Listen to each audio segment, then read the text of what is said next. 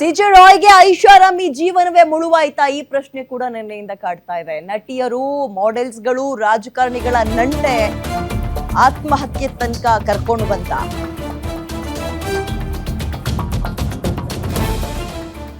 ಖಾಕಿ ತನಿಖೆಯಲ್ಲಿ ಇದೀಗ ಸಿಕ್ಕಂತಹ ರಾಯ್ ಅವರ ಡೈರಿಯಲ್ಲಿ ಶಾಕಿಂಗ್ ಅಂಶಗಳಿದ್ದಾವೆ. ಡೈರಿಯಲ್ಲಿ ಹಲವಾರು ಅಂಶಗಳನ್ನ ಉಲ್ಲೇಖ ಮಾಡಿದ್ದಾರೆ ರಾಯ್. ಕೆಲ ಕಾರ್ಯಕ್ರಮಗಳಿಗೆ ನಟಿ ಮತ್ತು ಮಾಡೆಲ್ಗಳನ್ನ ಕರೆಸ್ತಾ ಇದ್ರು. ಡೈರಿಯಲ್ಲಿ ನಟಿಯರು ಮತ್ತು ಮಾಡೆಲ್ಸ್ಗಳ ಬಗ್ಗೆ ಪ್ರಸ್ತಾಪ ಇದೆಯಂತೆ. ಅಲ್ಲದೆ ಕೆಲ ರಾಜಕಾರಣಿಗಳ ಹೆಸರು ಕೂಡ ಪತ್ತೆಯಾಗಿದೆ. 10ರಿಂದ 12 ಬಾರಿ IT ರೈಡ್ ಆಗಿದ್ರೂ ತಲೆ ಕೆಡಿಸ್ಕೊಂಡಿರಲಿಲ್ಲ. ಈ ರೈಡ್ಗೆ ಯಾಕೆ ತಲೆ ಕೆಡಿಸ್ಕೊಂಡ್ರು ಅನ್ನೋದು ಪ್ರಶ್ನೆಯಾಗುತ್ತೆ. ಈ ಬಾರಿ IT ರೈಡ್ಗೆ ರಾಯ್ ಹಾಗಾದ್ರೆ ಹೆದರಿದ್ದಾದ್ರು ಯಾಕೆ? ಮತ್ತು ಅಲ್ಲಿ ಸಿಗಬಾರದ್ದೇನಾದ್ರೂ ಸಿಕ್ತಾ? ಮುಜುಗರ ತರಿಸುವಂಥದ್ದೋ ಅಥವಾ ಇಲ್ಲಿ ತನಕ ಕಾಪಾಡ್ಕೊ ಬಂದಿದ್ದ ಅಥವಾ ಗಳಿಸಿದ್ದ ಹೆಸರು ಕೀರ್ತಿ ಮಣ್ಣು ಪಾಲು ಆಗುತ್ತೆ ಅಂತಲೋ ಗೊತ್ತಿಲ್ಲ ಯಾವುದು ಅಂತ. ಈಗ ಈ ಕ್ಷಣಕ್ಕೆ ಸುಮ್ಮನೆ ಏನೋ ಒಂದು ಗಾಳಿಯಲ್ಲಿ ಗುಂಡು ಹಾರಿಸೋಕ್ಕೂ ಕೂಡ ಸಾಧ್ಯ ಆಗೋದಿಲ್ಲ. ಲಕ್ಷಾಂತರ ಜನರ ಬಾಳಿಗೆ ಅಥವಾ ಅವರ ಮನೆಯವರಿಗೆ ಅನ್ನ ನೀಡ್ತಾ ಇದ್ದಂತಹ ಅನ್ನದಾತ ಏನೇ ಆಗಲಿ, ದೇಶಕ್ಕೆ ಟ್ಯಾಕ್ಸ್ ಅನ್ನ ಕಟ್ಟದೆ ಮೋಸ ಗೀಸ ಮಾಡಿದ್ರ ಗೊತ್ತಿಲ್ಲ. ಮಾಡಿದ್ರು ಅದಕ್ಕೆ ಹೊರಗೆ ಬರೋಕೆ ಬೇಕಾದಷ್ಟು ಅವಕಾಶಗಳಿತ್ತು. 1 to 2 ಅಥವಾ 3 ಪಟ್ಟ ಕಟ್ಟಿಸ್ಕೊಳ್ಳೋರು ವಾಪಸ್ ಬಂದ್ಬಿಡ್ಬೋದಿತ್ತು. ಬಟ್ ಅಂತಹ ಪ್ರೆಷರ್ ಏನು?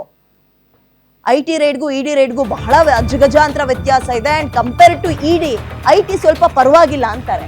ಕೇರಳದಲ್ಲಿ 16 ಪ್ರಾಜೆಕ್ಟ್ ಅನ್ನ ಸದ್ಯಕ್ಕೆ ನಡೆಸ್ತಾ ಇದ್ರು ರಾಯ್. ಪ್ರಾಜೆಕ್ಟ್ಗಳ ವಿಚಾರವಾಗಿ ಹಲವು ಇವೆಂಟ್ಗಳ ಆಯೋಜನೆ ಕೂಡ ಆಗಿತ್ತು.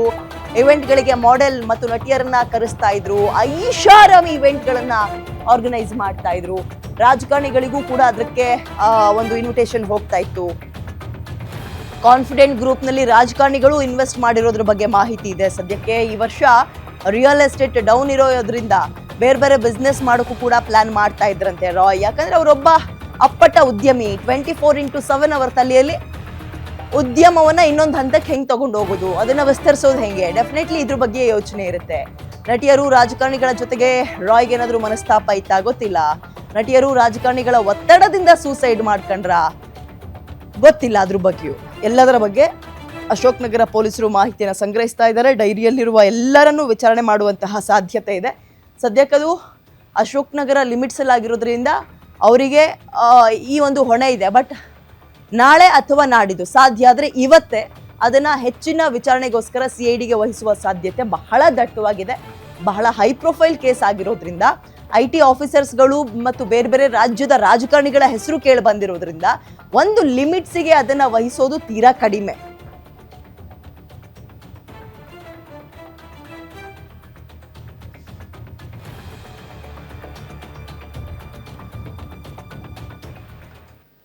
ಮೋರ್ ಡೀಟೇಲ್ಸ್ ನನ್ನ ಕಲೀಗ ಮಂಜುನಾಥ್ ನೀಡ್ತಾರೆ. ಮಂಜುನಾಥ್, ನಿನ್ನೆ ಸಂಜೆಯಿಂದಲೂ ಕಾಡ್ತಾ ಇರುವ ಪ್ರಶ್ನೆ ಮತ್ತು ಶಾಕಿಂಗ್ ಸುದ್ದಿ ಕಾರಣ ಏನು? 12 ಬಾರಿ ರೈಡ್ಗಳಿಗೆ ಹೆದರದೆ ಈ 13ನೇ ಬಾರಿ ರೈಡಿಗೆ ಯಾಕೆ ಹೆದರಿದ್ರು? ಅಂಥದ್ದು ಏನಾಗಿರ್ಬೋದು ಅನ್ನುವಂತಹ ಪ್ರಶ್ನೆಯೇ ಕಾಡ್ತಾ ಇದೆ ಒಂದ್ ಕಡೆ. ಎರಡನೇದು, ಇದನ್ನಿನ್ನೂ ಹೆಚ್ಚುವರಿ ತನಿಖೆಗೆ ಒಂದು ಟೀಮ್ ಅನ್ನ ಕಟ್ಟಿ ಅಥವಾ CIDಗೆ ವರ್ಗಾಯಿಸುವ ಸಾಧ್ಯತೆ ಇವತ್ತಿನ ಮಟ್ಟಿಗೆ ಎಷ್ಟಿದೆ ಅಥವಾ ನಾಳೆ ನಾಡ್ದು ನಿರೀಕ್ಷೆ ಮಾಡ್ಬೋದಾ? ಡೀಟೇಲ್ಸ್ ಕೊಡ್ತಾ ಹೋಗೋದಾದ್ರೆ. ಸದ್ಯದ ಮಟ್ಟಿಗೆ CIDಗೆ ವರ್ಗಾವಣೆ ಮಾಡುವಂಥ ನಿರ್ಧಾರದಿಂದ ಕೈ ಬಿಡಲಾಗಿದೆ. ಈ ಪ್ರಕರಣದ ಉನ್ನತ ತನಿಖೆಯನ್ನು ನಡೆಸೋದಕ್ಕೆ SIT ತಂಡವನ್ನು ರಚನೆ ಮಾಡಿ ಈಗಾಗಲೇ ಆದೇಶವನ್ನು ಹೊರಡಿಸಿರ್ತಕ್ಕಂಥದ್ದು. SITಯ ಮುಖ್ಯ ತನಿಖಾಧಿಕಾರಿಯನ್ನಾಗಿ ದಕ್ಷಿಣ ವಿಭಾಗ DCP ಆದಂಥ ಲೋಕೇಶ್ ಜಗಲಾಸರ್ ಅವರನ್ನು ನೇಮಕ ಮಾಡಿದ್ದಾರೆ. ಇದರ ಮೇಲುಸ್ತುವಾರಿಯನ್ನು ಪಶ್ಚಿಮ ವಿಭಾಗದ ಜಂಟಿ ಪೊಲೀಸ್ ಆಯುಕ್ತರಾಗಿರ್ತಕ್ಕಂಥ ವಂಶೀಕೃಷ್ಣ ಅವರನ್ನು ನೇಮಕ ಮಾಡಿ ಇವತ್ತು ರಾಜ್ಯ ಸರ್ಕಾರ ಆದೇಶವನ್ನು ಹೊರಡಿಸಿದೆ. ಈ ತಂಡದಲ್ಲಿ ಏನು 2 ACPಗಳಿದ್ದಾರೆ, ಜೊತೆಗೆ ಕೇಂದ್ರ ವಿಭಾಗದ DCP ಆದಂಥ ಅಕ್ಷಯ್ ಅವರು ಇದ್ದಾರೆ. ಉಳಿದಂತೆ local police station inspector Ravi ಅವರು ಈ ಒಂದು SIT ತಂಡದಲ್ಲಿದ್ದಾರೆ. ಈಗಾಗಲೇ ಈ SIT ತಂಡ ಸ್ಥಳೀಯ ಪೊಲೀಸರು ಅಂದರೆ ನಿನ್ನೆ ಇನ್ಸಿಡೆಂಟ್ ಆದಾಗಿಂದ ಏನೆಲ್ಲ ಮಾಹಿತಿಯನ್ನು ಕಲೆಕ್ಟ್ ಮಾಡಿದ್ರು, ಅದರ ಒಂದು ಸಂಪೂರ್ಣ ವರದಿಯನ್ನು ಏನೇನು ಕಲೆಕ್ಟ್ ಮಾಡಿದ್ರು ಅದೆಲ್ಲವನ್ನು ಈಗ ತಮ್ಮ ವಶಕ್ಕೆ ಅಂದರೆ ಕಸ್ಟಡಿಗೆ ಪಡ್ಕೊಂಡು ಅದನ್ನು ವಿಚಾರಣೆಯನ್ನು ಮಾಡುವಂಥದ್ದು. ಮತ್ತೊಂದು ಕಡೆ ಇದನ್ನು ಪರಿಶೀಲನೆ ಮಾಡಿ ಮುಂದೆ ಯಾವ ಆಯಾಮದಲ್ಲಿ ತನಿಖೆಯನ್ನು ಮಾಡಬೇಕು ಅನ್ನೋದ್ರ ಬಗ್ಗೆ ಒಂದು ಸಭೆಯನ್ನು ನಡೆಸಿ ಅಧಿಕೃತವಾಗಿ ತನಿಖೆಗೆ ಇಳಿತಕ್ಕಂಥದ್ದು. ಈಗಾಗಲೇ ಸಿಕ್ಕಿರ್ತಕ್ಕಂಥ ಕೆಲವೊಂದು ಮಾಹಿತಿಗಳಿರ್ಬೋದು ಅಥವಾ ಅನುಮಾನಗಳಿಗೆ ಸಂಬಂಧಪಟ್ಟಂತೆ ಇವತ್ತು ಬೆಳಗ್ಗೆ ಕೃತ್ಯ ನಡೆದಂಥ ಕಾನ್ಫಿಡೆಂಟ್ ಕಚೇರಿ ಏನಿತ್ತು ಅಲ್ಲಿಗೆ ತೆರಳಿದಂಥ ಅಶೋಕ್ ನಗರ ಪೊಲೀಸರು ಒಂದು ಸ್ಥಳ ಮಹಜರನ್ನು ಮಾಡಿದ್ದಾರೆ. ಜೊತೆಗೆ ನಿನ್ನೆ ಆ ಕಚೇರಿಯಲ್ಲಿ ಸಿಕ್ಕಂಥ ಒಂದು ಡೈರಿಯನ್ನು ಸಹ ವಶಪಡಿಸ್ಕೊಂಡಿದ್ದಾರೆ. ಆ ಡೈರಿಯಲ್ಲಿ ಏನು CJ ರಾಯ್ ಅವರು ಪ್ರತಿನಿತ್ಯ ಡೈರಿಯನ್ನು ಬರೆಯುವಂಥ ಹವ್ಯಾಸ ಇತ್ತು, ಅದರಲ್ಲೇನಾದರೂ ವ್ಯವಹಾರಗಳಿಗೆ ಸಂಬಂಧಪಟ್ಟಂತೆ ಅಥವಾ IT ದಾಳಿಗೆ ಸಂಬಂಧಪಟ್ಟಂತೆ ಬೇರೆ ಏನಾದರೂ ಕಾರಣಗಳನ್ನು ಬರೆದಿದ್ದಾರಾ ಅನ್ನೋದ್ರ ಬಗ್ಗೆ ಪರಿಶೀಲನೆಯನ್ನು ಸಹ ಮಾಡ್ತಾ ಇದ್ದಾರೆ.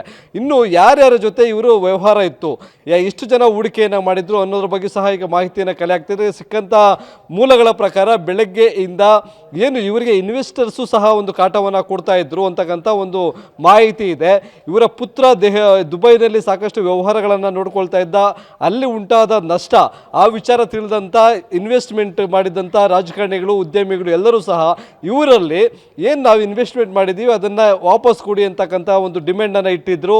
ಅದು ಒಂದು ಕಡೆ ಒತ್ತಡ ಆಗಿತ್ತು. ಮತ್ತೊಂದು ಕಡೆ IT ಅಧಿಕಾರಿಗಳು ಏನು ರೈಡ್ ಮಾಡಿದಂಥ ಸಂದರ್ಭದಲ್ಲಿ ಇವರು ಯಾವ ದಾಖಲೆಗಳನ್ನು ಒದಗಿಸೋದಕ್ಕೆ ಸಾಧ್ಯವಾಗಲಿಲ್ವೋ ಅದನ್ನೇ ಪದೇ ಪದೇ ಕೇಳ್ತಾ ಇದ್ರು. ಹೀಗಾಗಿ ಎರಡೂ ಕಡೆಯ ಒತ್ತಡದಿಂದ ಅವರು ಪ್ರೆಸರನ್ನು ತಡೆಯಲಾಗದೆ ಈ ಒಂದು ಆತ್ಮಹತ್ಯೆ ಮಾಡ್ಕೊಂಡಿದ್ದಾರೆ ಅಂತಕ್ಕಂಥ ಮಾತುಗಳು ಸಹ ಕೇಳಿ ಬರ್ತಾ ಇದ್ದಾವೆ. ಇನ್ನು ನಾವು ನಿನ್ನೆಯಿಂದಲೂ ಸಹ ಹೇಳ್ತಾ ಇದ್ದೀವಿ, ಇಲ್ಲಿ ಭೂ ಮಾಫಿಯಾ, ಅಂಡರ್ವರ್ಲ್ಡ್ ಲಿಂಕು, ಜೊತೆಗೆ ಥ್ರೆಟ್ ಕಾಲ್ಸ್ ಬರ್ತಾ ಇತ್ತು, ಹನಿ ಟ್ರಾಪ್, ಈ ಎಲ್ಲ ಒಂದು ಅನುಮಾನಗಳು ಸಹವನ್ನು ವ್ಯಕ್ತಪಡಿಸಿದ್ವಿ. ಆ ಆಯಾಮಗಳಲ್ಲೂ ಸಹ ಈಗ SIT ತಂಡ ತನಿಖೆಯನ್ನು ಮಾಡೋದಕ್ಕೆ ಮುಂದಾಗಿದ್ದಾರೆ ಅಂತಕ್ಕಂಥ ಮಾಹಿತಿ ಕೂಡ ಲಭ್ಯವಾಗ್ತಾ ಇದೆ. ಯಾಕೆಂತಂದರೆ ಇಲ್ಲಿ ಅಧಿಕೃತವಾಗಿ ಅವರ ಒಂದು ಸೂಸೈಡ್ಗೆ ಇದೇ ಪರ್ಟಿಕ್ಯುಲರ್ ರೀಸನ್ ಇದೆ ಅನ್ನೋದ್ರ ಬಗ್ಗೆ ಇಲ್ಲೂ ಸಹ ಸ್ಪಷ್ಟತೆ ಸಿಗ್ತಾ ಇಲ್ಲ. ಹೀಗಾಗಿ ಅನುಮಾನಗಳ ಬೆನ್ನತ್ತಿ SIT ಸತ್ಯಾಂಶವನ್ನು ಹೊರಹಾಕುವಂಥ ಕೆಲಸವನ್ನು ಮಾಡಬೇಕು. ಹೀಗಾಗಿ ಏನೆಲ್ಲ ಅನುಮಾನಗಳಿದ್ದಾವೆ, ಯಾರ್ಯಾರು ಏನೆಲ್ಲ ಸಸ್ಪೆಕ್ಟನ್ನು ವ್ಯಕ್ತಪಡಿಸ್ತಾರೆ ಅದನ್ನು ಸಹ ಇವರು ಯಾವುದನ್ನು ಅಲ್ಲಗಳೆಯದೆ ತನಿಖೆ ಮಾಡಬೇಕು ಅನ್ನೋ ಒಂದು ತೀರ್ಮಾನಕ್ಕೆ ಬಂದಿದ್ದಾರೆ. Vidya, okay, thank you latest update ಅನ್ನು ಕೊಟ್ಟಿದ್ದಕ್ಕೆ ಮಂಜುನಾಥ್.